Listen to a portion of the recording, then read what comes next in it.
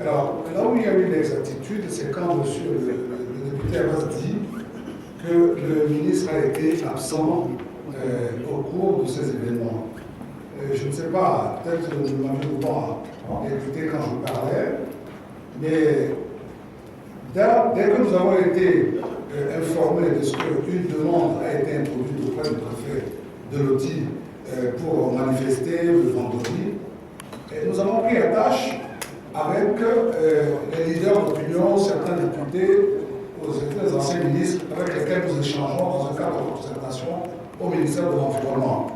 Et je peux vous assurer que le mercredi matin, avant même d'aller au conseil, j'ai pris sur moi d'aller à cette réunion que j'ai commencé. On était censé commencer à 7h30 et les uns et les autres sont arrivés vers 8h05.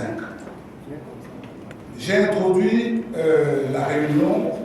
On a commencé à échanger au moins pendant 30 minutes avant même que le ministre d'Anépine me dise « André, maintenant tu peux partir, on va suivre ». C'est vrai que sur place, j'ai laissé les techniciens, le coordonnateur de ce projet, le directeur des ressources forestières, le secrétaire général du ministère de l'Environnement et quelques autres.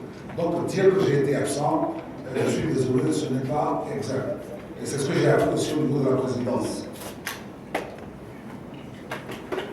Maître Apévon revient sur le problème de faune.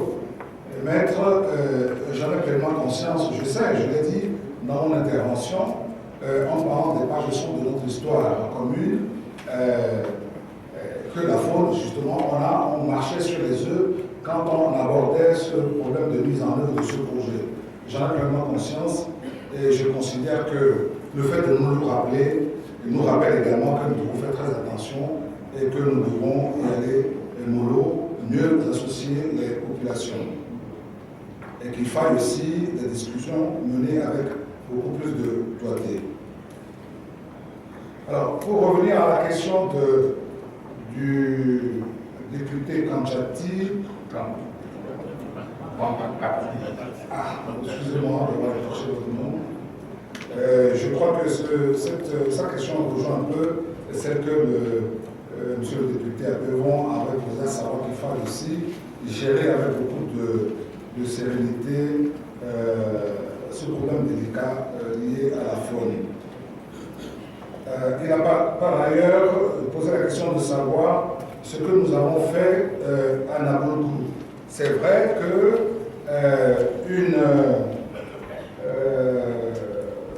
qu'une activité de déguerpissement avait été engagée pour demander à ceux qui s'étaient installés dans cette partie de l'aire protégée de partir de là-bas. Mais ça a entraîné quelques échauffourées et nous avons suspendu, du moins nous avons arrêté immédiatement cette mesure. Alors, il y a eu des dégâts et nous avons saisi aussi la ministre des Affaires sociales. L'affaire est en cours. Alors, il y a une voile. On a vu ce qui s'est passé, c'est vrai, il y a eu 5 morts, mais je ne peux pas donner de délai. Je crois que ce qui se pose, c'est de prendre le temps nécessaire pour revoir notre stratégie. Alors, M. Ketoglo dit que je n'ai pas enduré les souffrances que les populations ont endurées dans Haïti, que bon, tout va bien, on n'a rien à déplorer au sujet du mondial et de la Kéran, mais c'est parce que je me trouvais en France.